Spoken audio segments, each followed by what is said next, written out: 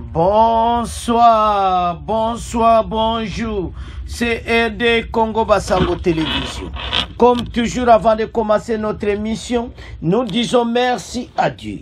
Nous disons merci à nos chers abonnés et téléspectateurs qui nous suivent partout dans le monde et en RDC. Bande Konanga, soyez les bienvenus. À la une, chers téléspectateurs, Banamboka, émission Allélo est spéciale sur la levée de la moratoire sur la peine de mort. Levée wana, bande koba juriste de débat kosakanati, ba musu baza kopesa mebilo, donc ozo kana mesa ba professeur, donc ba avocat, donc discussion kosakanati.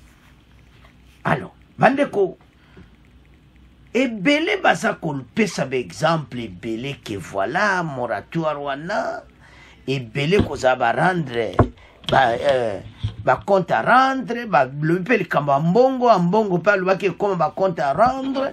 Alors bana mboka toute la situation très bien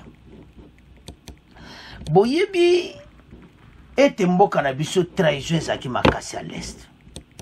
Il fallait tout sepela pour la moratoire. Mais ce n'est pas le cas au Congolais.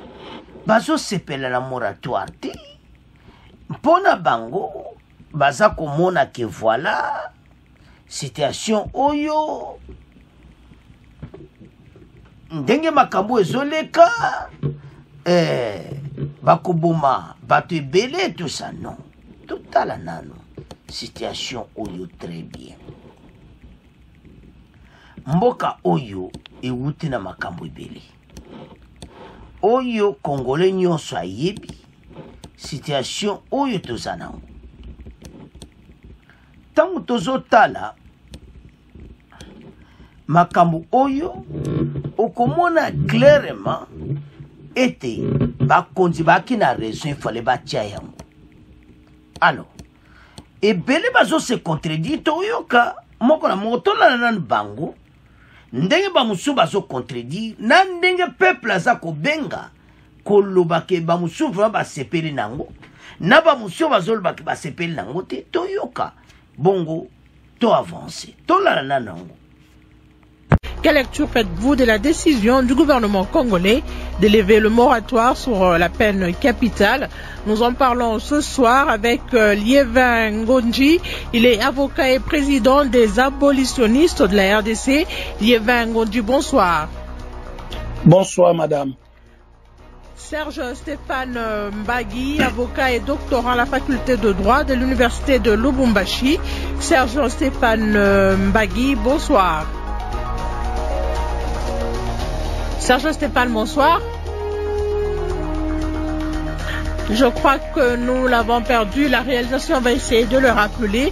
Et Maître Rufin Luko qui va nous rejoindre dans un tout petit moment. Il est chercheur en droit et auteur d'une dizaine de publications en droit congolais. Comme je l'ai dit, il va nous rejoindre dans un petit moment. Maître Liévin Ngonji, je l'ai dit tout à l'heure dans mon introduction, vous êtes avocat et président des abolitionnistes de la RDC. Le gouvernement congolais a décidé de lever le moratoire sur la peine capitale. Les avis sont partagés au sein de l'opinion congolaise et même au niveau de l'international. Qu'est-ce que vous pensez d'abord de cette décision prise par le gouvernement congolais? Pour moi, c'est une décision... Merci beaucoup, madame, d'abord. Pour moi, ou pour toutes les personnes éprises de bonne volonté et de foi aux droits de l'homme, c'est une décision regrettable, malheureuse et rétrograde, parce que elle nous fait reculer de plusieurs années en arrière par rapport à l'évolution, le chemin que nous avons adopté vers la promotion des droits de l'homme, dont le premier d'entre eux, qui est le droit à la vie. Alors, Maître Liévin Ngondi, le gouvernement a motivé sa décision. Voilà, il y a on prend les cas, le contexte actuel de la RDC, le pays connaît des rébellions à répétition à cause de l'impunité. L'exécution de la peine capitale serait un moyen dissuasif contre toutes sortes de crimes graves.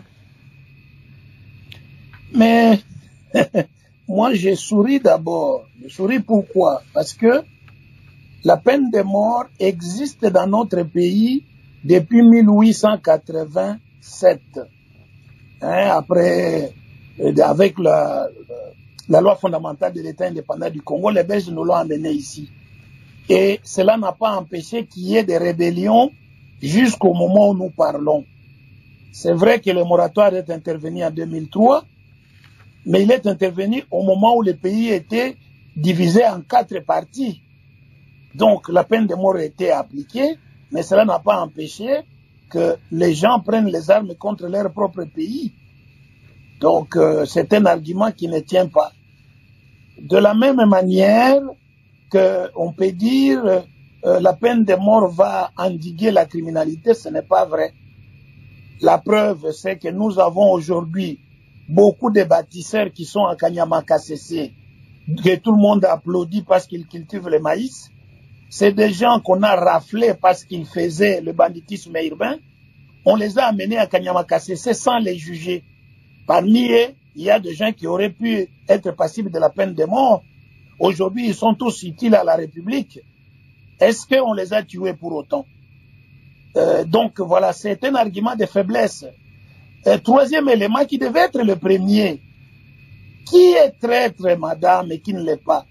Je ne vais pas revenir sur l'argument de Monseigneur Ambongo que je salue, parce que c'est un argument fondamental. Mais pour identifier un traître, c'est le travail des services de renseignement. Ce n'est pas le travail de la justice qui n'est pas outillé. Qu'est-ce que signifie outillé?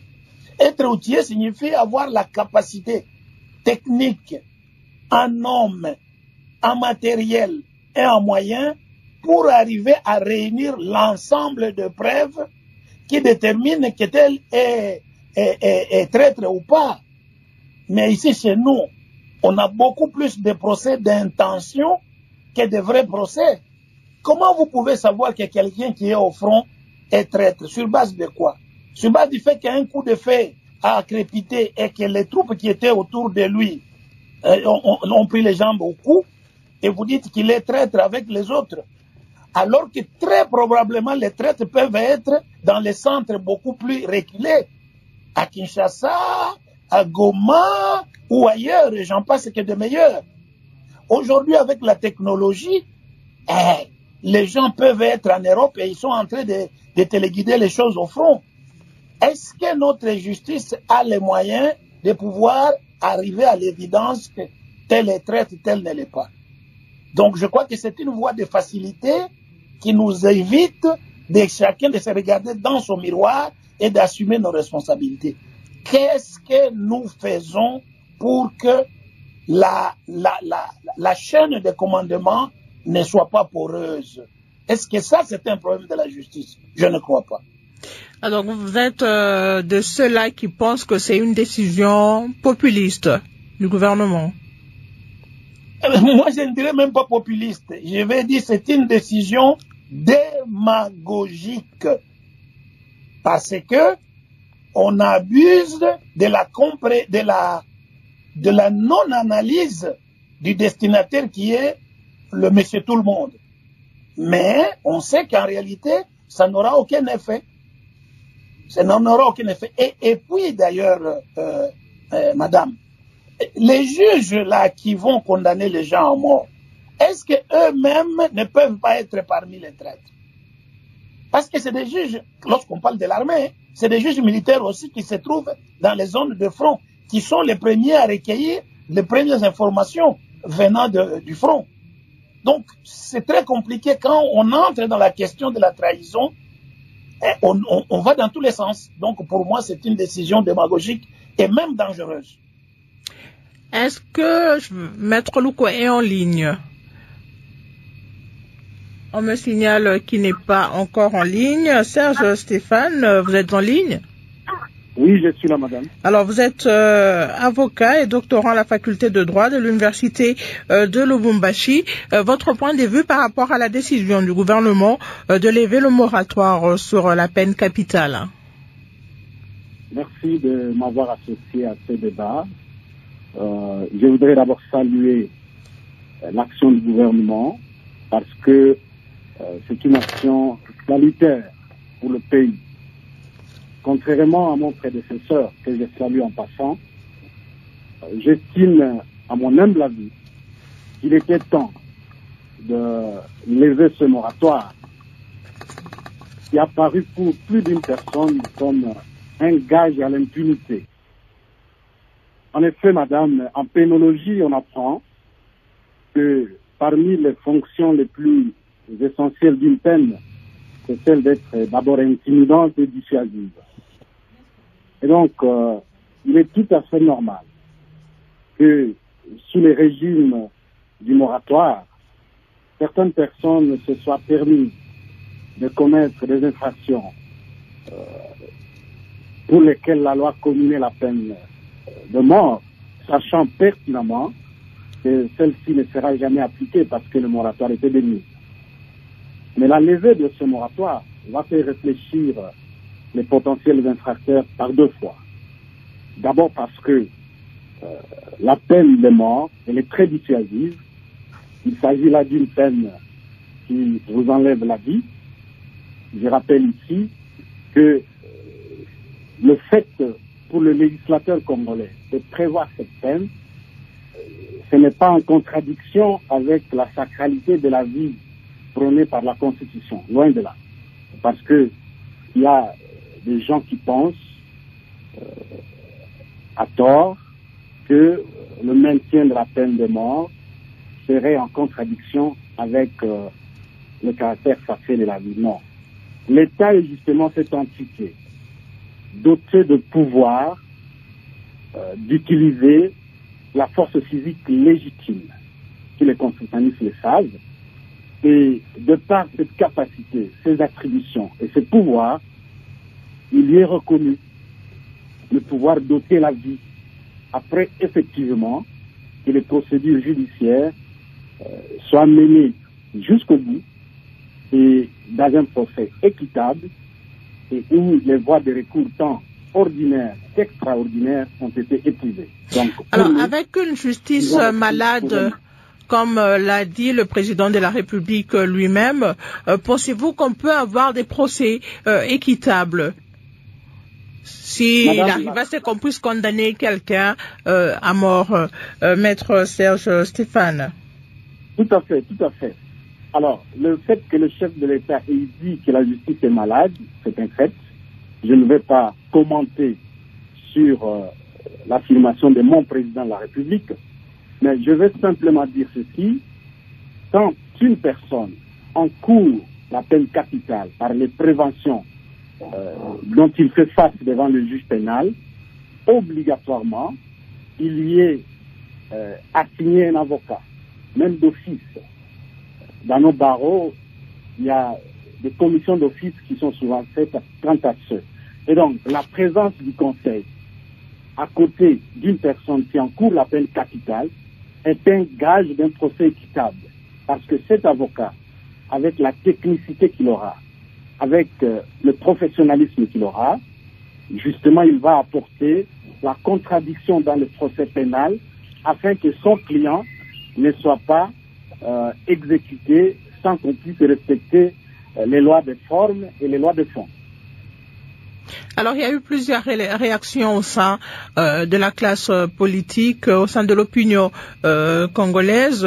Il y a par exemple le cardinal Ambongo, là c'est l'Église catholique, qui parle des règlements des comptes sur le plan politique, que cette levée du moratoire, c'est un pas en arrière, comme l'a dit aussi Maître Liévin Ngonji. On a même la voix des sans-voix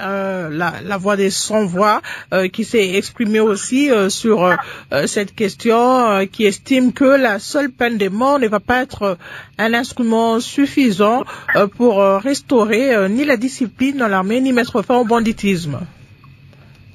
Je suis d'accord avec les uns et les autres, tout à fait sur leur point de vue, mais je note que leur point de vue les engage d'abord.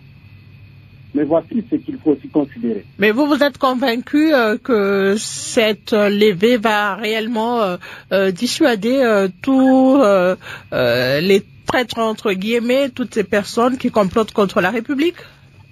Bien sûr, parce que celui qui voudrait comploter contre la République, sachant que la peine de mort sera dorénavant exécutée, il va réfléchir à deux fois.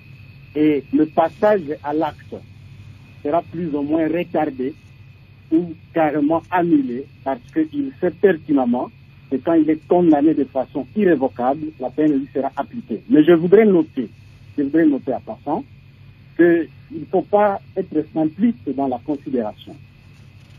Les juristes savent que quand quelqu'un est condamné à mort, le même parquet qui a requis la peine capitale a l'obligation de demander en faveur de cette personne auprès du chef de l'État une grâce présidentielle.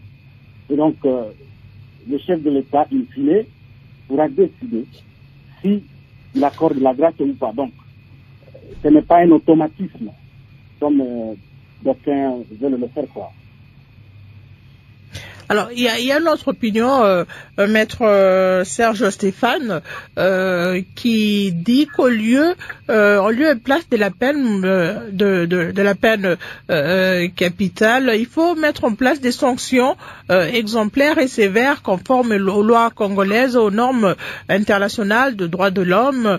Cela pourrait inclure des condamnations à la prison à vie, des renvois ou des radiations des forces de l'ordre et de sécurité pour toute personne accusée de trahison. Je ne suis pas de cet avis, madame. Vous savez, dans toute société, il y a le principe de la souveraineté judiciaire. La République démocratique du Congo veut utiliser sa souveraineté judiciaire comme il lui appartient de l'utiliser. La République démocratique du Congo se donne les moyens de faire face à sa situation sécuritaire. Je rappelle qu'au sein de l'État, les raisons sécuritaires sont des raisons éminentes et il n'y a que le gouvernement qui a toutes les informations suffisantes pour nous dire à quel moment de l'histoire il faut réhabiliter l'exécution de la peine de mort, il faut suspendre cette peine de mort par le moratoire. Donc, tout ce que nous faisons comme cogitation n'engage que les auteurs, mais au sein d'un État, il y a le gouvernement qui est certes bicéphale, qui a la conduite des affaires publiques. Vous m'entendez? Vous êtes en ligne? Votre ligne n'est pas très claire, Maître Serge Stéphane. Oui, moi je vous entends très bien. Je ne sais pas si vous avez... Oui, essayez de bouger un peu pour améliorer la qualité de la ligne. Alors, okay. il y a un auditeur qui pose une question. Il nous écrit depuis Kisangani, dans la province de la Chopo. Il demande est-ce que cette décision pertinente, le gouvernement qui assure les affaires courantes est en mesure de gérer cette décision, et puis il pense que ce gouvernement qui assure les affaires, voilà, qui expédie les affaires courantes, n'a pas le droit au fait de prendre cette décision. Cela revient plutôt au Parlement. C'est à moi la question ou pour débattre? C'est à vous, Maître Serge Stéphane. Ok, déjà, il faut savoir ce qu'on appelle les affaires courantes. La première des choses. Le chef de l'État, par son directeur de cabinet, avait précisé dans quelle envergure et dans quelle portée les membres du gouvernement sortant allaient gérer les affaires du pays. Et donc, je ne pense pas que ça soit incompatible à ce qui doit être fait. Et si les gens pensent que cette circulaire viole un quelconque principe de droit, il y a le juge naturel des actes administratifs des autorités centrales, qui est le Conseil d'État, qui peut toujours vérifier la légalité des actes pris par les autorités centrales. Essayez de ne pas trop bouger, Maître Serge Stéphane. Apparemment, vous êtes occupé à faire autre chose. J'ai déjà bougé, madame. Je vous ai répondu en bougeant. Ah, d'accord. Alors, restons en ligne. On va prendre quelques auditeurs qui ont donné aussi leur point de vue par rapport à cette question. On va prendre Justin Calabia, cet auditeur qui nous appelle depuis la ville de Bunia, dans la province de l'Ituri. Justin Calabia, depuis Bunia, dans la province de l'Ituri. Oui, bien évidemment, en République démocratique du Congo, le droit à la vie est un droit positif protégé par la Constitution en vigueur. Oui, ce pays, nous avons en tout cas des hommes intouchables en République démocratique du Congo. Et nous pensons que les gens qui seront ciblés par cette loi, ce sont en tout cas des ministres et des anciens présidents. Vous le savez, dans ces pays, nous avons en tout cas des ministres intouchables et des hommes politiques. Alors, on ne comprend pas très bien la réaction de Justin Calabia. Serge Stéphane, est-ce que vous avez un mot? Oui, vous avez un commentaire à faire. J'ai suivi le compatriote de Bunia que je salue. Je voudrais lui rappeler que simplement, nul n'est au-dessus des lois de la République. Donc, si déjà le chef d'État lui-même est justiciable devant les cours des tribunaux, il a un juge naturel. Je ne vois pas qui peut manquer un juge naturel en République démocratique du Congo. Après Bunia, on va aller à Bukavu, Sud Kivu, pour écouter cet autre auditeur. C'est Dr Michael Bolingo Sebdesi à partir de la ville de Bukavu.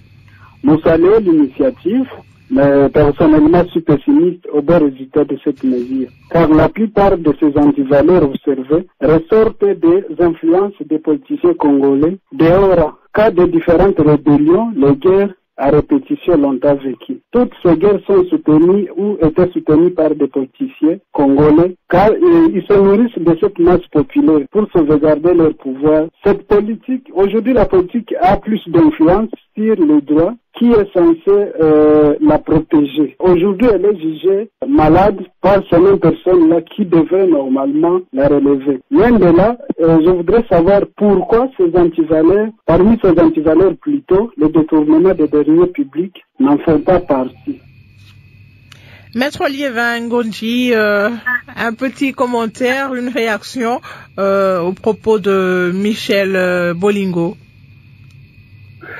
Madame, j'avoue, merci beaucoup. J'avoue que le son est très mauvais. Je n'ai pas bien entendu tout ce que mon ami Serge a dit, moins encore la question de Bolingo. Alors mais bon, moi, pour Serge, est-ce que vous pouvez me répéter ce qu'il a dit, Bolingo, en fait, à Serge, je vais résumer Serge. Maître Serge oui. soutient la décision du gouvernement parce qu'il estime que ça va dissuader toutes ces personnes, ou tous ces bandits, toutes ces personnes qui complotent contre la République. Et Michael Bolingo, lui, il salue l'initiative, mais reste pessimiste quant à l'application même de cette mesure prise par le gouvernement congolais, et puis il se demande pourquoi parmi les antivaleurs, les détournements des deniers publics n'en fait pas partie. Merci beaucoup. D'abord, pour résumer, parce qu'il y a pour résumer, il faut d'abord savoir qu'il y a un grand débat aujourd'hui autour de la légalité de la peine de mort. La peine de mort est anticonstitutionnelle, c'est-à-dire notre constitution du 18 février 2006 a aboli la peine de mort. Pourquoi je l'ai dit? Parce que depuis la loi fondamentale de 1885 de l'État indépendant du— jusqu'à la constitution de la transition de 2003, il a toujours été prévu ce qui suit. Nul ne peut être mis à mort sauf dans les conditions et les formes prévues par la loi. En d'autres termes, la Constitution prévoyait qu'on pouvait mettre quelqu'un à mort selon les lois de la République. Mais en 2006, les travaux parlementaires sont là. Le projet de constitution qui venait de Kisangani avait déjà prévu à son article 15 que la peine de mort était abolie. Le texte qui a été traité au Sénat a prévu à son article 16, alinéa 1er, la peine de mort est abolie. Alinéa 2, elle ne peut être appliquée que pour les cas d'assassinat et de meurtre. Arrivé à l'Assemblée nationale, on a supprimé tout cela.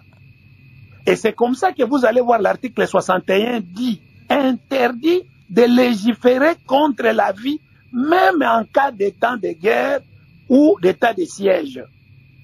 Et dans la même lancée, la loi portant répression des crimes de violence sexuelle de juillet 2006 a supprimé la mort lorsque le viol était suivi de mort. La situation que nous vivons maintenant est un revirement et l'entêtement des magistrats sur qui on veut s'appuyer aujourd'hui pour exécuter les condamnés à mort. Donc je ferme cette parenthèse. Celui qui vous dit que la peine de mort est constitutionnelle, c'est un autre débat, mais ce n'est pas vrai. Bon, maintenant, revenons sur le fondement, la justification de cette peine. D'abord, Maître Serge a semblé dire, je ne sais pas si c'est bien si j'ai entendu, non, ce n'est pas automatique. Le président de la République a toujours la mesure de grâce qu'il peut accorder. Ça signifie que Maître Serge a lu la peine de mort au Congo, mais il ne l'a pas vécu dans sa chair. Moi, j'ai vécu l'exécution des condamnés à mort, où le procureur prenait son téléphone et il faisait semblant d'appeler le président de la République. Monsieur le Président, les avocats disent que vous n'avez pas encore décidé sur le droit de grâce. Ah, vous avez refusé. Oui, il dit, le président a refusé et on a battu les gens. J'ai des preuves. Il y a Maître Koyako aussi qui est vivant, Maître Moulenda qui est vivant. Il y a plusieurs avocats qui ont vécu cela. Maître Lissamba est vivant. Ils ont vu ça dans ces pays. Alors Maître Serge, quand il dit ça, qu'il y a la grâce présidentielle, c'est bien. Et la grâce présidentielle, revenons sur la décision. Il a parlé du communiqué du directeur du cabinet du président de la République, qui expliquait comment ça fonctionnait, l'expédition des affaires courantes. Qu'est-ce qu'il dit? Il dit que le ministre et le gouvernement ne peuvent prendre aucune décision nouvelle, sauf les cas exceptionnels sur autorisation du président de la République. Qu'est-ce que nous pouvons déduire de cette instruction qui arrive, qui est un cas exceptionnel? Je laisse à M. Serge le temps de répondre. Maintenant, on dit que c'est une décision courageuse. Mais ce n'est pas une décision courageuse. Pourquoi on ne me rencontre pas sur la question de la justice équitable? Parce que Maître Serge a semblé parler de la justice équitable. Parce que, pourquoi la justice équitable? Parce que la République démocratique du Congo a ratifié le pacte international sur les droits civiques et politiques qui exige que personne ne peut être mis à mort que s'il bénéficie d'un procès équitable, c'est-à-dire où il a droit à un avocat outillé et où les enquêtes préliminaires et toutes les enquêtes ont été faites dans les normes. Est-ce que Maître Serge peut me parler d'un seul procès au front où les enquêtes ont été suivies? Je ne sais pas. Je ne sais pas. En plus de cela, est-ce que nos services ont des éléments suffisants, des outils? J'ai parlé de la technologie. Cette trahison, on l'identifie sur base de quoi? Est-ce qu'on a eu un procès où les gens ont été mis en contradiction avec ceux qui les ont accusés? Non. Et puis, on peut remonter avant 1997, parce que c'est là que la peine de mort commence à être appliquée avec recrudescence. Avant 1997, la peine de mort existait ici. Mais est-ce que ça a empêché la rébellion qui est arrivée en 1997? Non. Je termine par la question des antivaleurs de détournement. J'ai dit à mon ami de Bukavu qu'en 1967, lorsque Singa Oudjou remplace Tshisekedi Etienne au ministère de la Justice et que les Zahir Monet est adopté, c'est lui qui a amené la peine de travaux forcés, qui était suivie de mort, donc il y avait les travaux forcés et la peine de mort quand on détournait 10 000 zaïrs. Malheureusement pour lui, en 1970, il va présider la campagne présidentielle du général Mobutu. Au sortir de cette campagne, on va établir qu'il a détourné l'argent, plus de 150 000 zaïrs. Il a été poursuivi, il devait être condamné à mort. Il a commencé à demander les mesures de clémence, et puisqu'il était l'ami du président, on a supprimé cette sanction. Donc il faut savoir que l'histoire existe dans ce pays. Donc, les antivaleurs, on les choisit pour les faibles, pas pour les forts. Alors, à partir de ce moment-là, pour éviter qu'il y ait une injustice déséquilibrée en faveur des proches du pouvoir, il faut éviter qu'on aille à l'extrême. Je termine en disant, le code pénal congolais n'a pas que la peine de mort, que ce soit contre la trahison, que ce soit contre le banditisme. Il y a toute une panoplie de peines, alors que notre justice est très approximative. Très approximative. Je vous donne, et je termine par attendez, là. Vous avez vu, par exemple, je termine juste par là. S'il vous plaît, non, je vais vous redonner la parole. Je vais vous redonner la parole, Maître Liévin. On va prendre juste cet auditeur qui appelle de Kinshasa très rapidement, puis je vous redonne la parole. Jafet et Onga depuis la ville de Kinshasa.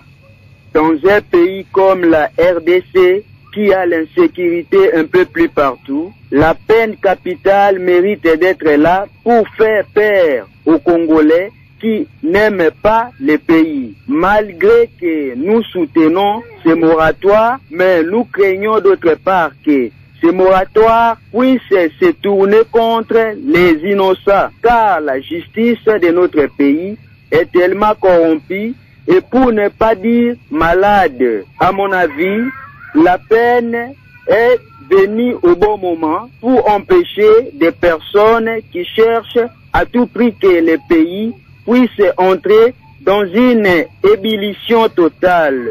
De ce fait, parfois des décisions impopulaires vont aider notre pays en fait de trouver la solution à nos problèmes. Nous ne pouvons pas tout copier le système occidental.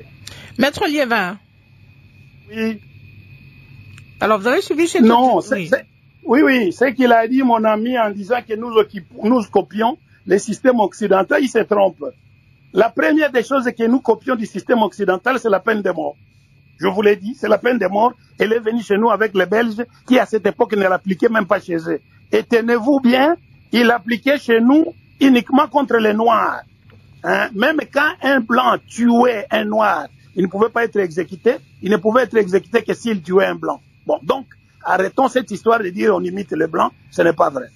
Ce n'est vraiment pas du tout vrai par rapport à cela. Maintenant, notre pays a une justice malade. Mais c'est à la même justice que vous confiez la vie des gens.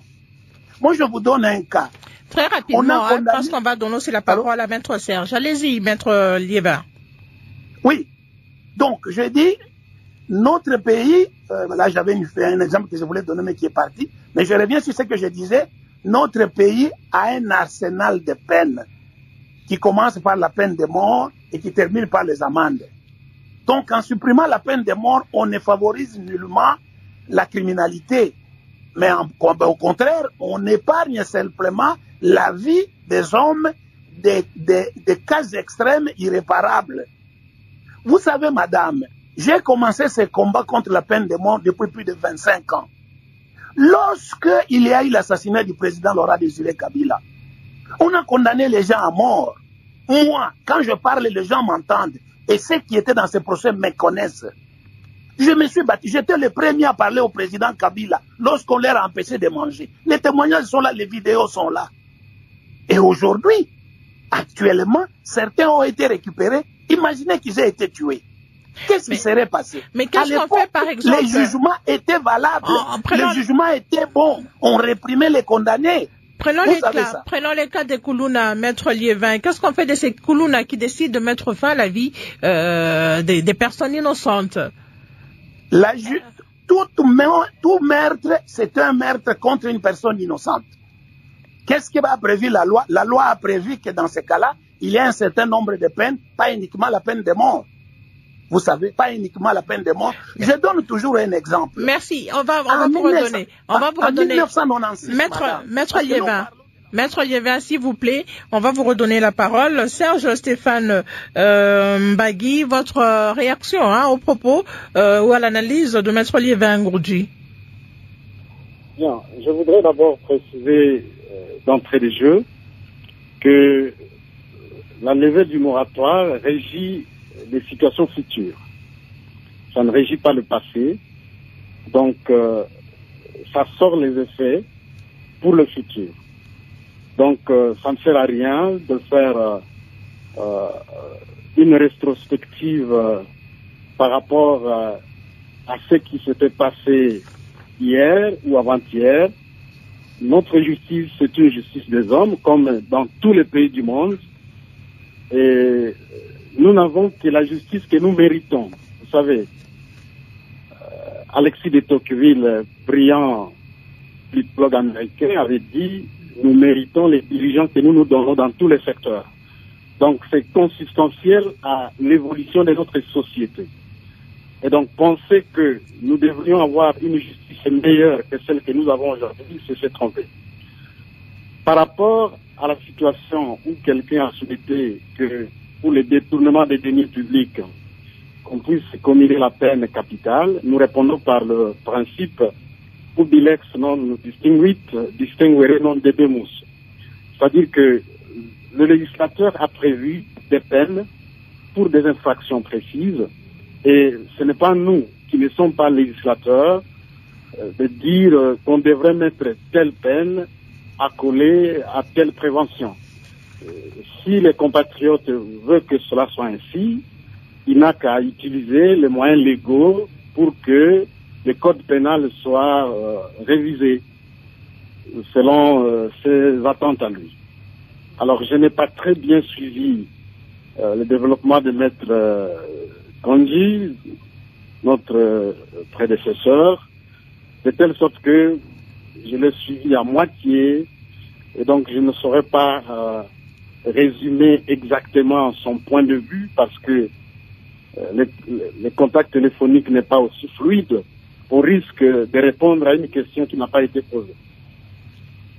Alors, je vais lire une réaction d'un auditeur qui nous écrit, je mets Zomeshak Mouchagaloussa. Nous sommes conscients des défis que traverse le système sécuritaire de la RDC. Cependant, la décision du ministre demeure un acte administratif. Elle est dépourvue de la force probante sur les institutions habilitées à légiférer ou modifier et compléter.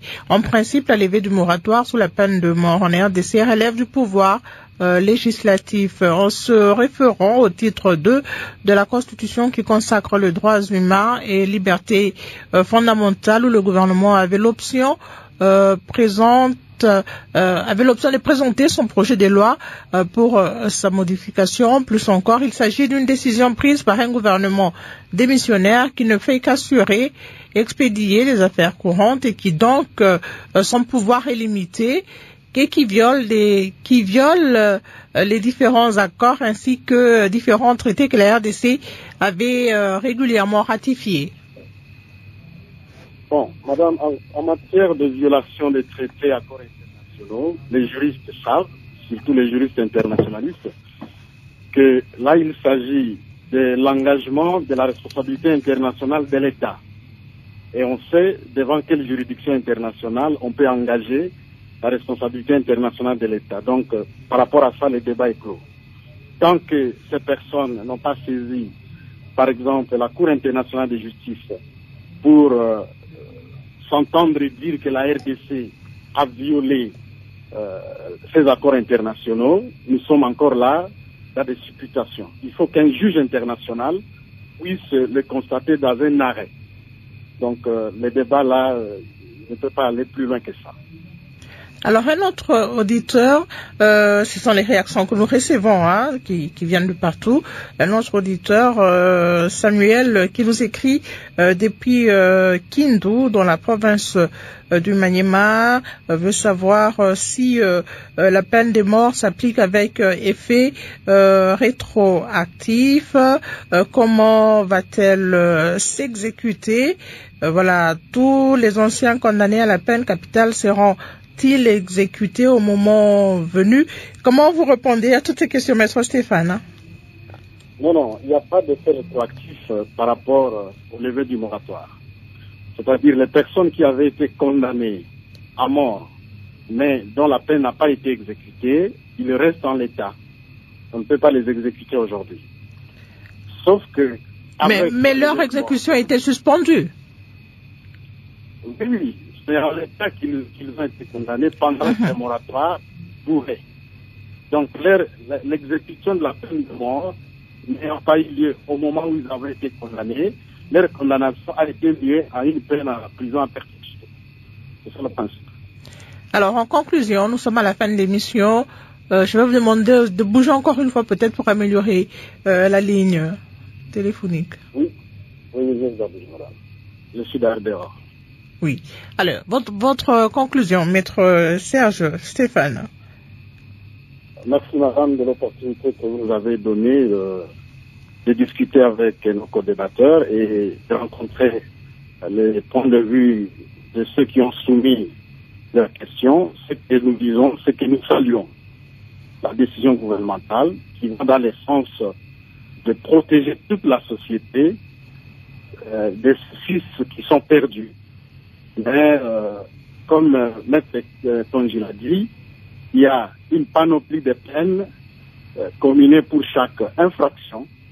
Les juges de fond ont la possibilité de prononcer ces peines-là de façon séparée ou de façon cumulée, ça dépendra. Et donc, laissons les juges faire leur travail.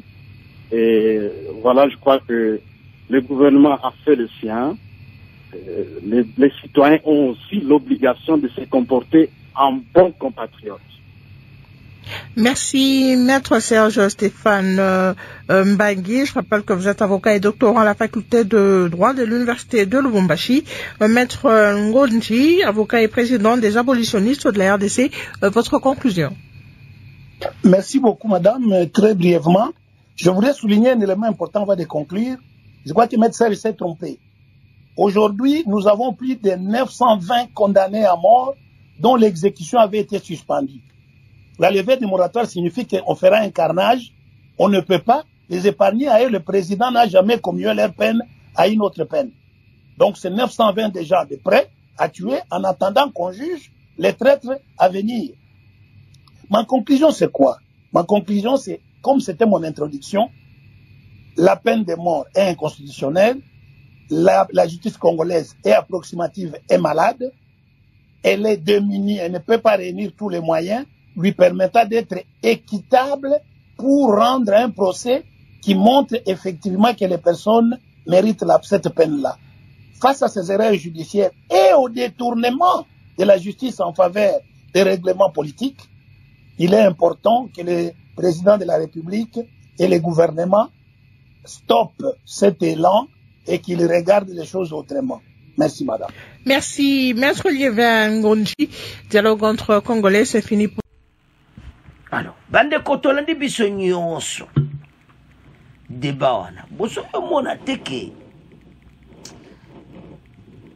ndenge moratoire ne sali bien parce ba traite ba koyebana et puis ba yebi etetan ayebi ke makambo azosala soka yokite ekosukela emabe to ezali seza makamute okutu o tokende gauche droite non.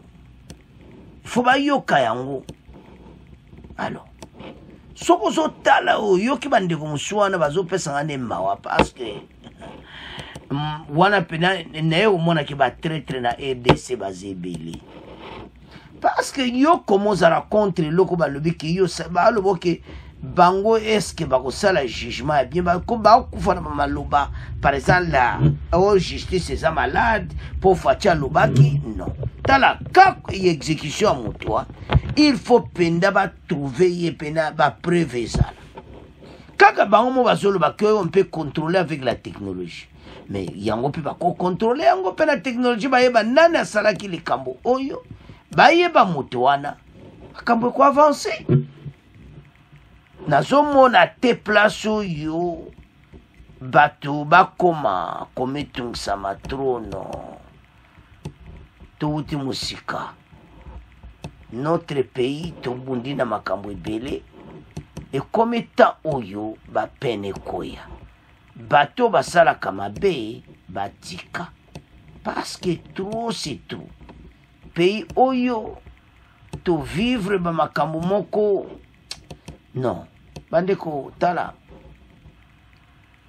tika moratoire oyo nde balongola ngo tosepela parce que so nazotala bandeko wana mosusu ye azopesa baexemple ya makambo ke voilà est-ce que vraiment bango ndenge nini bakoyi oki o est-ce que moto wana pene eza ye moto aza coupable boyena bayebi te moto aza na étranger akokomandite mpe na ese mosusu mpe abengi wana alobi ese bato mosusu wana bapesi baexemple neti bato baza na kinshasa ebele bacravate bahomme en cravate baex politicien ebele wana mpe bakozala mpe coupable est-ce que bango loi ekozwa bango bandeko toza eko devant la loi toza vraiment ego ekozwa bango soki bameki bakomona mpe makambo na bango mpe bayebi ke makambo oyo ekomi très sérieux mpe bakosala te alo yango ezosenga congolais nyonso azala avance a comprendre